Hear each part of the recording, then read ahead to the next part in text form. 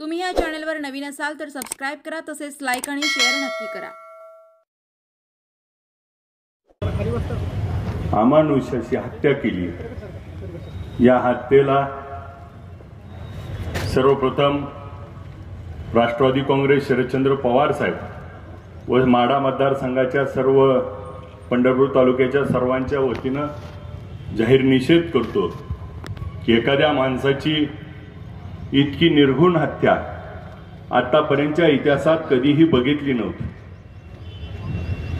हत्या अनेक झाल्या।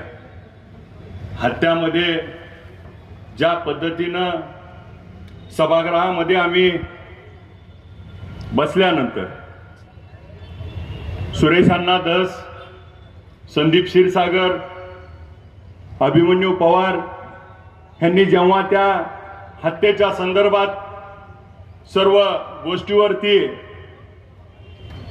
प्रकाश टाकला, सर्व गोष्टी समोर सभागृहाच्या आणल्या, महाराष्ट्राच्या समोर आणल्या, त्यावेळेस खऱ्या अर्थानं ही हत्या किती निर्घृण झाली आहे।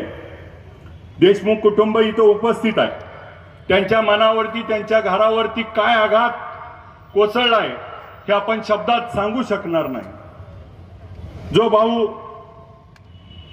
भावासाठी 36 वेळा फोन करून सरकारला त्या ठिकाणी पोलीस यंत्रणेला सांगत होता की कुठंतरी माझ्या भावाला वाचवण्यासाठी धडपडत होता, प्रयत्न करत होता, वाटत होता आता काहीतरी होणार आहे, आणि त्यानंतर काही तासानंतर जर असं घडत असेल तर त्या बसलेल्या भावाच्या मनाच्या वेदना आपल्याला कशा समजणार।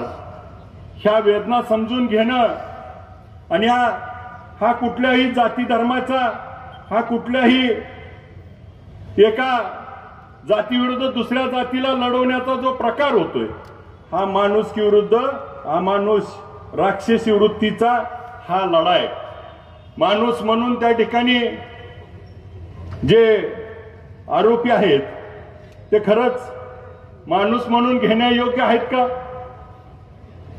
आज त्यांच्या पीएम रिपोर्ट मध्ये असेल, सभागृहाच्या पटलावरती ठेवल्यानंतर त्या गोष्टी बघितल्यानंतर इतक्या मनाला वेदना होतात, आणि या वेदना आज अख्ख्या महाराष्ट्राला त्या ठिकाणी संवेदना जागृत झाल्यात। आणि म्हणून आज आपल्या सोलापूर शहर जिल्हा सकल समाजाच्या वतीनं तिथं छत्रपती शिवाजी महाराजांच्या साक्षीनं न्याय मागण्यासाठी सर्व समाज बांधव एकत्र आलेत।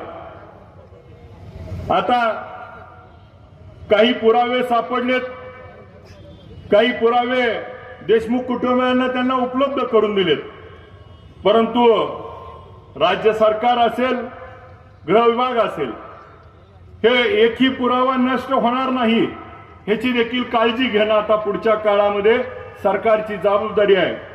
आणि मग अधिवेशनात असेल, सरकारला जाब विचारायचा असेल, एक आपल्यातला एक बहुजनातला प्रतिनिधी म्हणून त्या ठिकाणी प्रत्येक वेळी त्या ठिकाणी आम्ही आवाज उठवूया।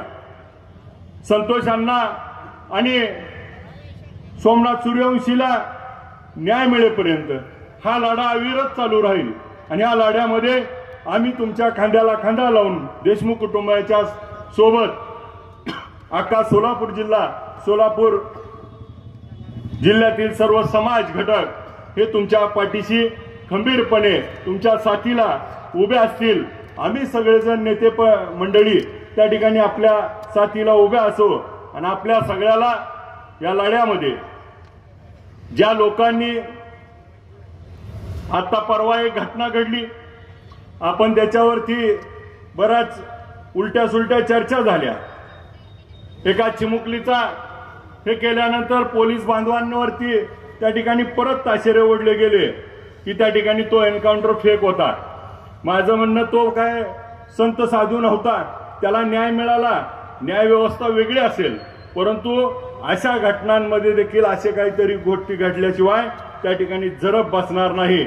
आणि जोपर्यंत त्या ठिकाणी न्याय हक्कासाठी आपल्याला न्याय मिळायला त्या ठिकाणी उशीर लागला तर तो न्याय देखील त्या ठिकाणी बोचट होतो। तो न्याय वेळेत मिळाला पाहिजे, आणि तो वेळेत न्याय मिळाला तरच भविष्यातल्या त्या ठिकाणी ह्या न्यायाचे दरवाजे आणि त्याच्यावर असलेला न्यायदेवतेवरती विश्वास हा सामान्य लोकांचा अविरतपणे राहील। यासाठी हे फास्ट ट्रॅक कोर्टावरती चालवून त्या ठिकाणी त्याच्यावरती जे शिक्षा आहे, सर्वोच्च शिक्षा आहे, ती सर्वोच्च शिक्षा यामध्ये झाली पाहिजे, ही मागणी समस्त समाजाच्या वतीनं, समस्त जिल्हा आणि मतदारसंघाच्या वतीनं करतो। या कुटुंबाच्या सातत्यानं आम्ही संपर्कात राहू, पाठीशी राहू। आपल्याला जिथं जिथं अडचण येईल तिथं तिथं आम्हाला हाक मारा। आम्ही समस्त सर्व सोलापूर जिल्ह्यातले सर्वजण त्या ठिकाणी आपल्या पाठीशी आहोत। या संतोषांना आणि सोमनाथ सूर्यवंशींना भावपूर्ण श्रद्धांजली अर्पण करतो आणि थांबतो।